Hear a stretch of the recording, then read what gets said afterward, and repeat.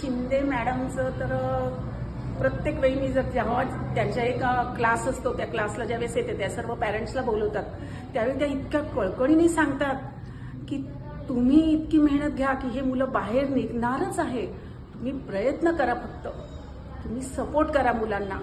त्यांचं ते ज्यावेळेस मी ते ऐकलं ना त्यावेळेस मला इतकी मी भावनिक झाले की ह्या मॅडमला किती मुलांबद्दल हे वाटतं की यांनी निघालं पाहिजे बाहेर.